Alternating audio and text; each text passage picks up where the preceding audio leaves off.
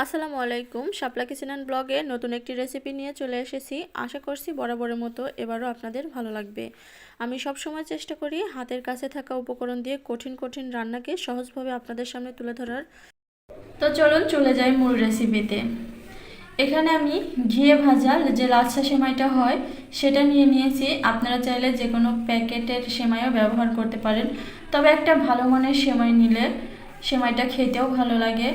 তো এখানে আমি কিছু গোটা মশলা নিয়ে নিয়েছি, তেজপাতা, এলাচ, দারচিনি আর লবঙ্গ। নিয়ে নিয়েছি কিছু কিশমিশ, আর এখানে আমি চীনাবাদামটা ভেজে গুঁড়ো করে নিয়েছি, আর গুঁড়ো দুধ নিয়েছি, আর নিয়েছি চিনি।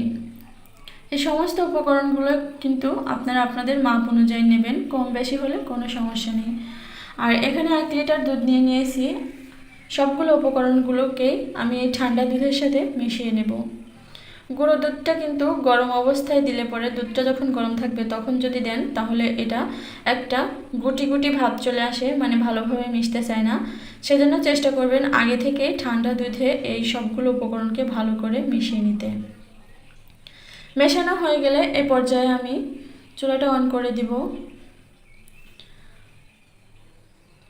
এখন দিয়ে দিচ্ছি স্বাদ অনুযায়ী লবণ। অনেকেই মিষ্টি খাবারে লবণ পছন্দ করেন না, তারা চাইলে কিন্তু এই লবণটা স্কিপ করতে পারেন। তবে আমার কাছে ভালো লাগে মিষ্টি খাবারে একটু লবণ দিলে বেশি ভালো লাগে।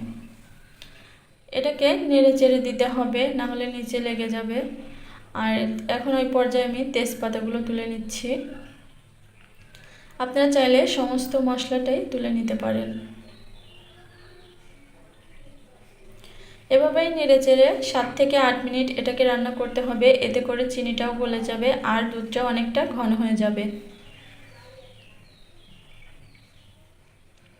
আসছে কোরবানি ঈদ, আপনারাও কিন্তু এইভাবে আমার রেসিপি ফলো করে বাসায় ট্রাই করতে পারেন। এভাবে সেমাইটা রান্না করলে কিন্তু অনেক টেস্ট হয়, আর বাদাম দিলে তো আরও বেশি ভালো লাগে।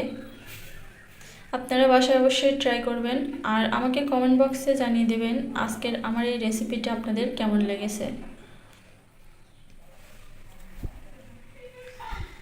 যে কোনো অতিথি আপ্যায়নে বা ঈদে যে কোনো অনুষ্ঠানে এই সেমাইটা কিন্তু দারুণ যায়। তো এখানে আমি লাচ্ছা সেমাইয়ের মধ্যে এখন দুধগুলো দিয়ে দেব। দুধটা আমি 7 থেকে 8 মিনিট জ্বালিয়ে নিয়েছি, আর এটাকে একটু ঠান্ডা করে নিয়েছি। খুব গরম অবস্থায় কিন্তু এই দুধটা দেওয়া যাবে না, একটু ঠান্ডা করার পরেই দুধটা দিয়ে দিতে হবে। দুধটা এমনভাবে দিতে হবে সেমাইটা যাতে ভালোভাবে ডুবে থাকে, এইভাবেই সেমাইয়ের উপরে দুধগুলো ছাড়তে হবে। তো আমি সবটা দুধের মধ্যে ঢেলে দিয়েছি আর আধা ঘন্টা অপেক্ষা করছি। ফিরে আসছে আধা ঘন্টা পর, দেখুন সেমাইটা কিন্তু একদম মজে গেছে। আর এখন উপরে আমি কিছু বাদাম দিয়ে এটা সাজিয়ে নিচ্ছি। আপনারা চাইলে এটা স্কিপ করতে পারেন। এটা এমনিতেও খেতে কিন্তু অনেক ভালো লাগে। তো আসছে ঈদে আপনারা এভাবে ট্রাই করে দেখবেন। আর আমার রেসিপিটা যদি ভালো লেগে থাকে অবশ্যই একটা লাইক, কমেন্ট এবং শেয়ার করে দেবেন। আর আমার চ্যানেলে যারা নতুন ভিজিট করেছেন, এখনও চ্যানেলটাকে সাবস্ক্রাইব করেন নাই, তারা প্লিজ আমার চ্যানেলটাকে সাবস্ক্রাইব করে পাশে থাকা বেল বাটনটা অন করে দেবেন। তাহলে পরবর্তীতে ভিডিও আপলোড করলে নোটিফিকেশন আপনাদের কাছে খুব তাড়াতাড়ি পৌঁছে যাবে। তো আজকের মতো এখানে বিদায় নিচ্ছি। সবাই ভালো থাকবেন, সুস্থ থাকবেন। আল্লাহ হাফেজ।